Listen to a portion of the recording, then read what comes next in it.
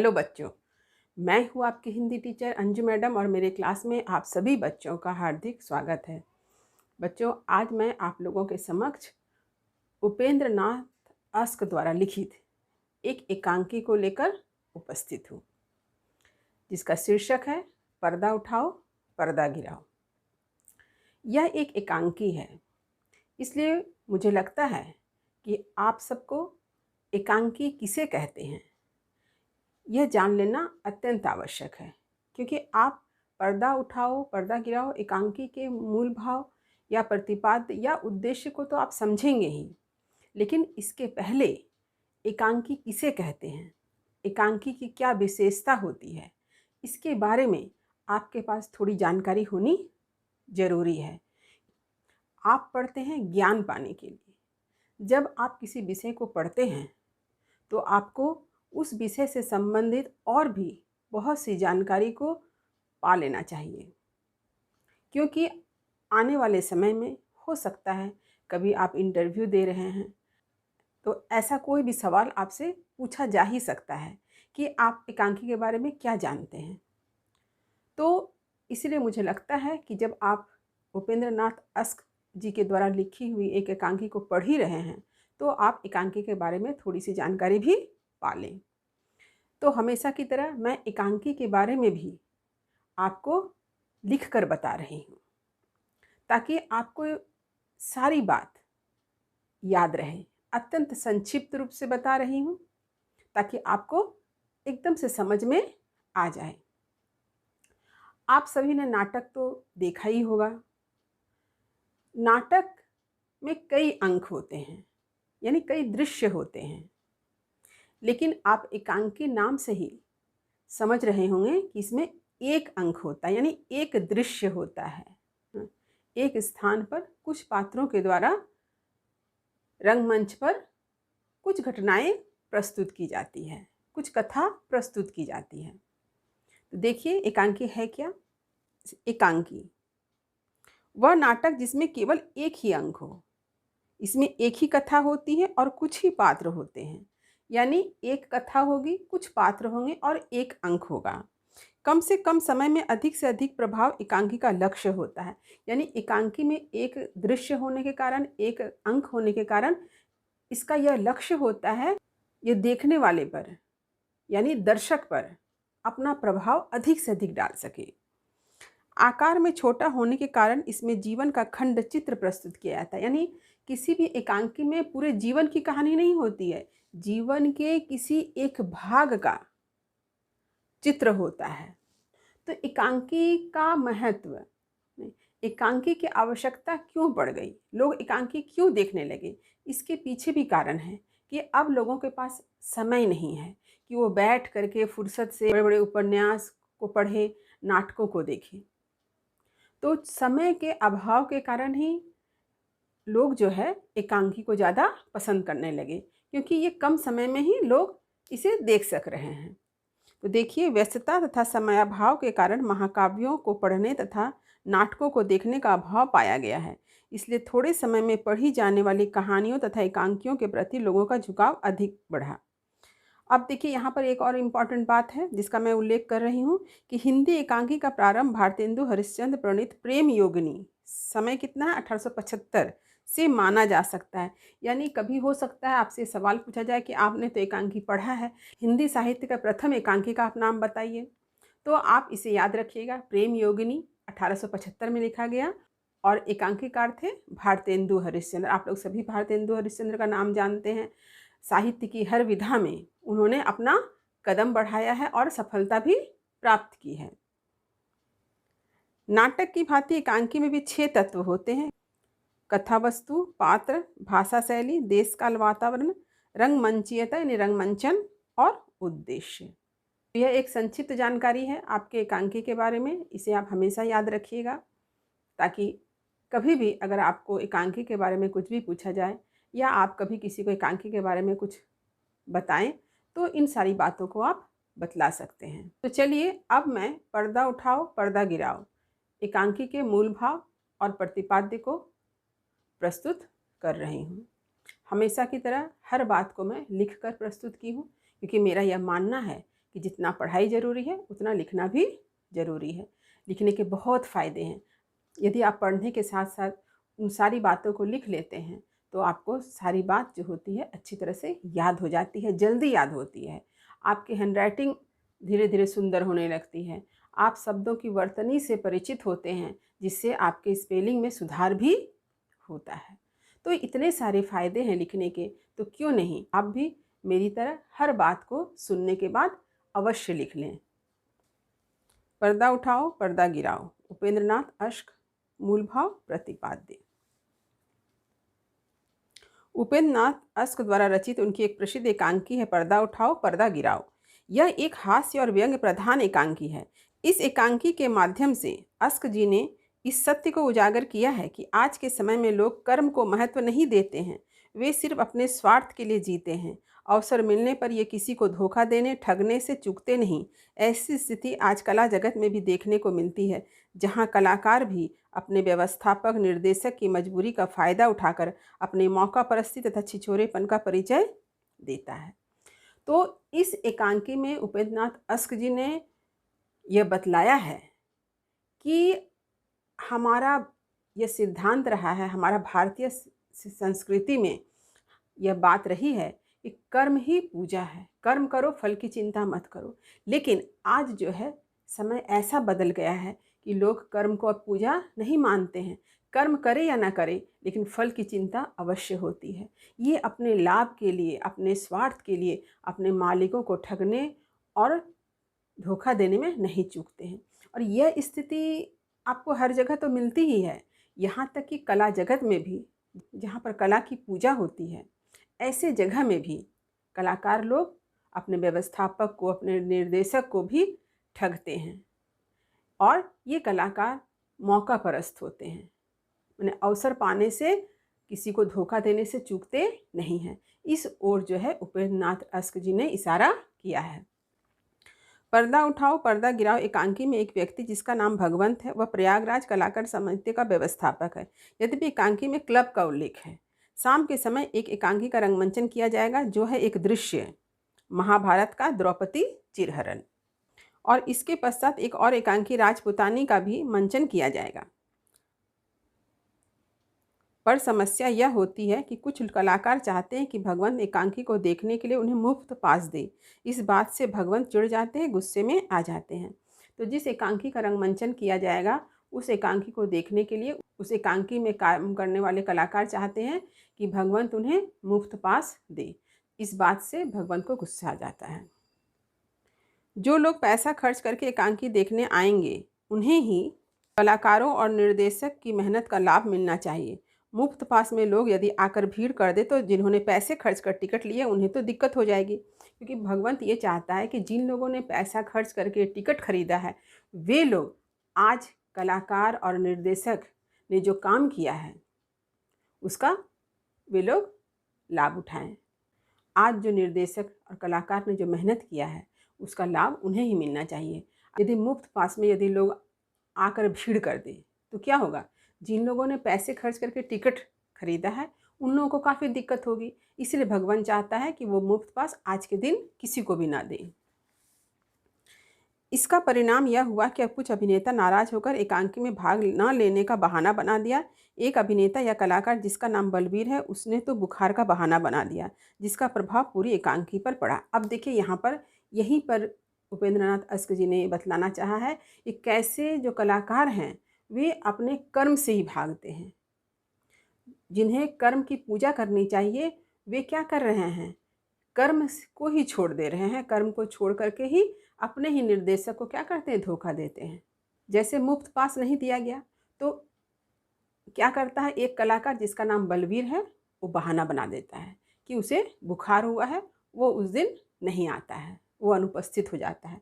तो इसका प्रभाव जो पूरे एकांकी पर पड़ा, इसके लिए उसके मन में जरा भी दुख नहीं है।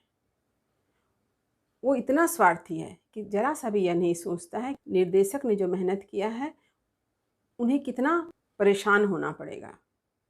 इस बात को वो एक बार भी नहीं सोचता है। ऐसे समय में दयाराम कौन है? निर्देशक हैं। जो धीर, गंभीर तथा कठिनाई के समय भी न घबराने वाला व्यक्ति तुरंत निर्णय लेता है। तो जो निर्देशक है दयाराम, वो तुरंत निर्णय क्या लेते हैं, देखिए कि बलवीर की भूमिका हरि नामक अभिनेता को दे देते हैं। एक और अभिनेता है जिसका नाम है हरि, उसे क्या करते हैं, बलवीर का भूमिका दे देता है। तो अब हरि की भूमिका में कौन आएगा, ये सवाल हो गया। बलवीर की भूमिका हरि को दे दी गई, तो अब हरि की भूमिका में फिर किसी को देना होगा। तो हरि क्या था, यद्यपि हरि की भूमिका महाभारत के पात्र भीम की थी, तो हरि महाभारत में भीम का रोल करने वाला था। तो अब वो क्या किया, भीम के रोल से हट करके बलवीर जिस रोल को अपनाया था उसमें चला गया। तो अब भीम की भूमिका में किसे रखा जाए, यह प्रश्न था। तो निर्णय लिया गया कि भीम की भूमिका एक मोटे शरीर वाले चुन्नीलाल को दे दिया जाए। तो भीम की भूमिका में एक मोटा ताजा एक व्यक्ति है जिसका नाम चुन्नीलाल है, उसे वहाँ उसकी भूमिका में दे दिया गया।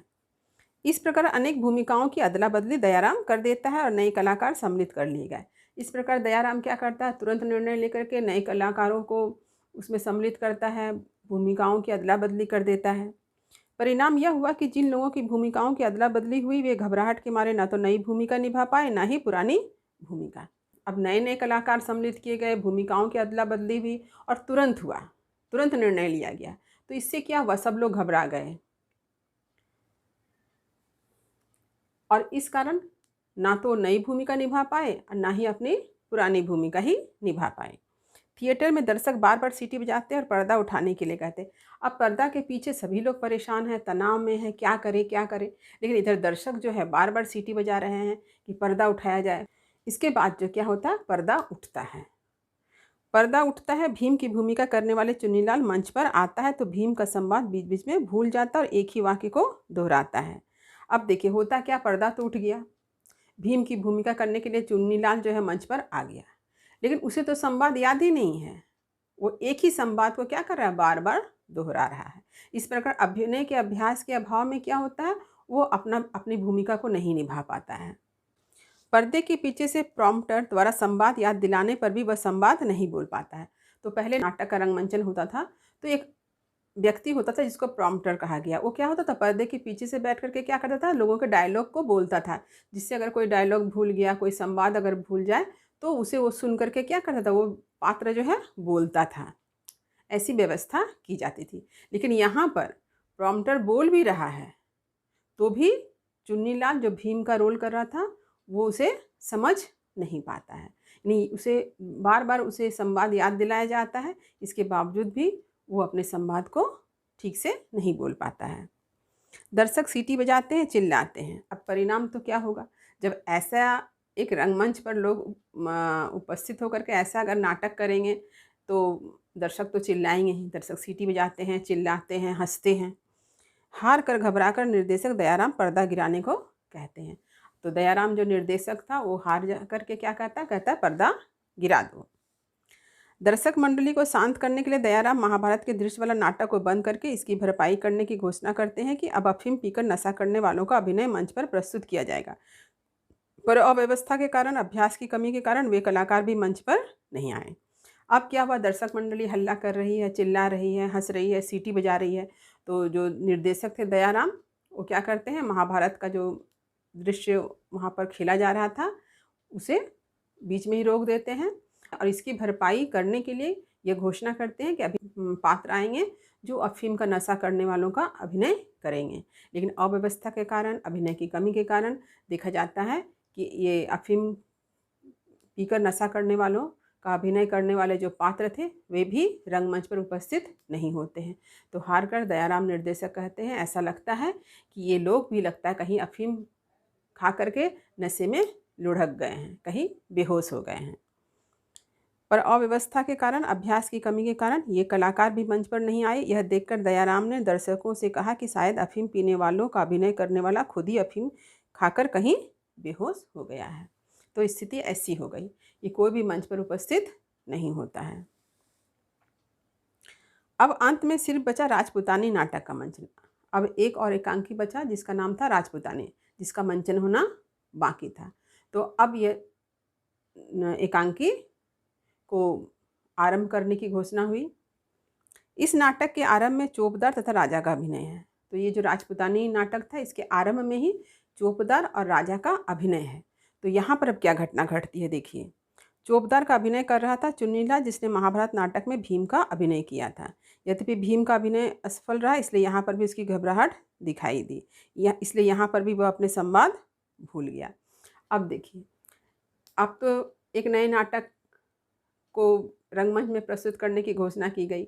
तो सबसे आरंभ में ये दृश्य था चोपदार और राजा का। तो चोपदार का अभिनय कर रहा था वही मोटा ताजा व्यक्ति चुन्नीलाल। तो चूंकि चुन्नीलाल ने महाभारत में भीम का अभिनय किया था और वहाँ पर अपने संवाद को भूल गया, वहाँ वह अभिनय करने में असफल रहा, तो इसके कारण क्या था, यहाँ पर भी वो घबराहट उसके अंदर आ गई और यहाँ पर भी वो अभिनय नहीं कर पाया। वो बार बार अपने संवाद को भूलता रहा। मानसिंह का अभिनय करने वाला पात्र उसे उसके संवाद याद दिलाने का प्रयास करता है और प्रॉम्प्टर भी संवाद याद दिलाता है, पर वह सफल नहीं हो पाता।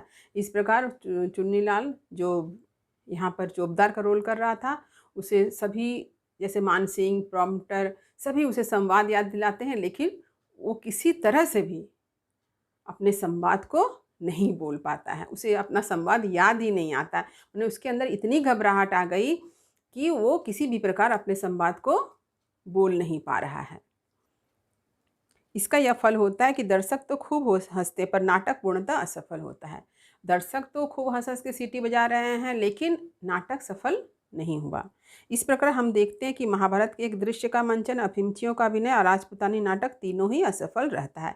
इस प्रकार उस शाम जो 3 नाटक आयोजित करने की बात हुई, पहला महाभारत के एक दृश्य का, अफिमचियों की नकल का और राजपूतानी, तीनों नाटक जो है का रंगमंचन जो हुआ वो तीनों असफल हुआ। यहाँ पर नाटक के मंचन की असफलता का अस्क जी ने कारण बतलाया है कि कलाकारों तथा थिएटर मालिकों के बीच के अंतर्विरोध। आज कला को पूजा, कर्म को पूजा मानने वाले कलाकारों की कमी हो गई है। आज जो है थिएटर के मालिक और कलाकार के बीच एक अंतर्विरोध चलता रहता है। कला को पूजा मानने की जो परंपरा थी वो आज समाप्त हो गई है। कलाकार भी आज स्वार्थी हो गए हैं। नाटक या एकांकी की सफलता तभी है जब कलाकार संवादों को याद करने के साथ अपनी भूमिका की गहराई में डूबकर गंभीरता से पूरे निष्ठा, हाव भाव से आत्मसात करके प्रदर्शित करे। यहाँ पर इसी का अभाव है। यहाँ पर बलवीर अफिमचियों की भूमिका निभाने वाली पात्र सिर्फ मुफ्त पास वाली इच्छा न पूरी होने पर मालिक को नीचा दिखाने से भी नहीं चूकती है। यहाँ पर अस्क जी ने बतलाना चाहा है कि किसी भी नाटक की सफलता तभी है जब कलाकार सिर्फ संवाद ही याद न करे, बल्कि संवाद को याद करने के साथ साथ वह जिस भूमिका को निभा रहा है उस भूमिका की गहराई में डूबकर उसे अपने में आत्मसात करे, उसको उस भूमिका में स्वयं को महसूस करेगा, तभी जाकर के वो अपने अभिनय में सफल हो सकेगा। तभी अभिनय की सफलता है। लेकिन यहाँ होता क्या है, बलवीर अफिमचियों का नकल करने वाले लोग और इसके अतिरिक्त जो भी कलाकार थे जिनको मुफ्त पास नहीं मिला, वे सभी ने ऐसा तो किया ही नहीं।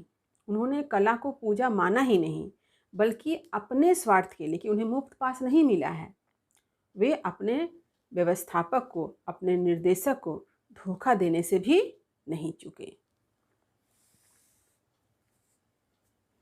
उपेंद्र नाथ अस्क जी कलाकारों के अहंकार, मौका परस्ती, छिछोरेपन का जो भी अनुभव किया था उन्हें पूरी व्यंग्यात्मकता के साथ इस एकांकी में प्रस्तुत किया है।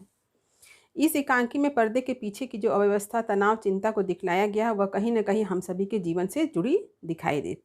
यहाँ एक बहुत बड़ी बात है जिसे उपेंद्र नाथ अस्क जी ने बतलाया है। यही एकांकीकार का उद्देश्य है कि यहाँ पर पर्दे के पीछे, यानी जब नाटक या एकांकी का रंगमंचन हो रहा है तो पर्दे के पीछे जो तनाव है, अव्यवस्था है, चिंता है निर्देशक की, व्यवस्थापक की, ये चिंता, तनाव जो है हम सबके जीवन का तनाव है, हम सबके जीवन की अव्यवस्था है और यह सब कुछ हम सबके जीवन से कहीं ना कहीं जुड़ी हुई है।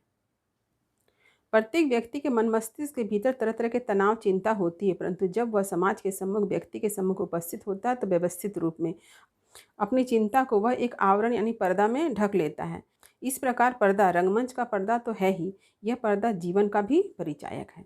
देखिए, समाज में रहने वाले जो हम सभी लोग हैं, हम सभी के जीवन में भी तनाव है, चिंता है, परेशानी है, लेकिन हम सब जब किसी व्यक्ति के सम्मुख होते हैं, जब हम समाज के सम्मुख होते हैं, तो हम क्या करते हैं, अपनी चिंता, तनाव सब पर एक पर्दा डाल देते हैं, एक आवरण डाल देते हैं और समाज के सम्मुख जो है एक संयमित रूप से उपस्थित होते हैं। तो यहाँ पर पर्दा सिर्फ रंगमंच का पर्दा नहीं है, बल्कि ये हमारे जीवन का भी परिचायक है, ये हमारे जीवन से भी जुड़ा हुआ है। पर्दे के पीछे की ज़िंदगी हमेशा तनाव से भरी होती, क्योंकि एक अव्यवस्था फैली होती है वहाँ। जो दर्शक होता है उसे सिर्फ मनोरंजन से मतलब होता है।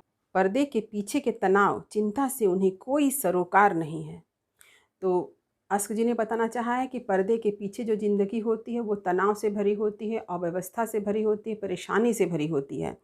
और जो दर्शक आते हैं वहाँ पर नाटक देखने के लिए, वो तो मनोरंजन चाहते हैं, उन्हें आपके चिंता, परेशानी से कोई सरोकार नहीं है, कोई मतलब नहीं है। अतः हम कह सकते हैं कि उपेंद्र नाथ अस्क जी ने क्लबों तथा कलाकारों की दुनिया का सच हास्य व्यंग्य के माध्यम से इस एकांकी में प्रस्तुत किया है। इसके माध्यम से एकांकीकार का उद्देश्य जीवन की सच्चाई तथा विसंगतियों को भी प्रकट करना है। तो इस प्रकार हम कह सकते हैं कि उपेंद्र नाथ अस्क जी ने कलाकारों की दुनिया, क्लबों की दुनिया का सच हम लोगों के सामने रखा है और इसके साथ ही साथ जीवन की सच्चाई, जीवन की विसंगतियों, जीवन की विडंबनाओं को भी हम सब के समक्ष प्रस्तुत किया है।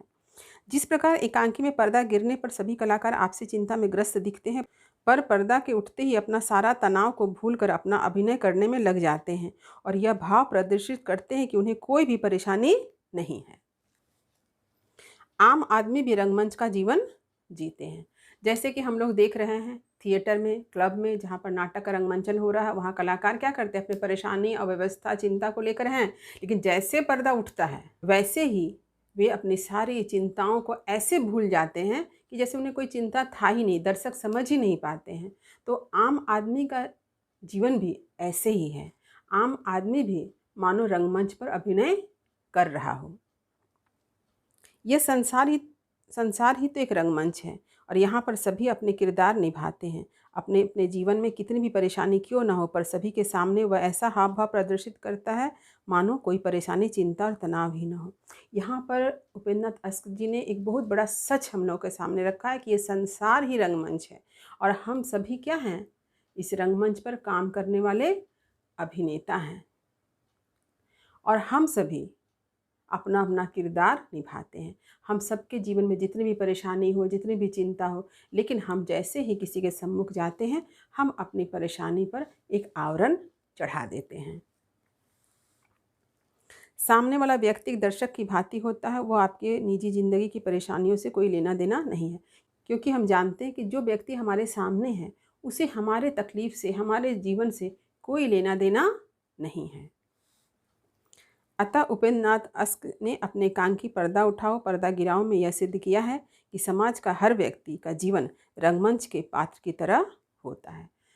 तो पर्दा उठाओ पर्दा गिराओ एकांकी में उपेंद्र नाथ अस्क जी ने यह बतलाया है कि हम सबका जीवन जो है एक रंगमंच की तरह है और हम सभी उसमें एक पात्र की तरह अभिनय करते हैं।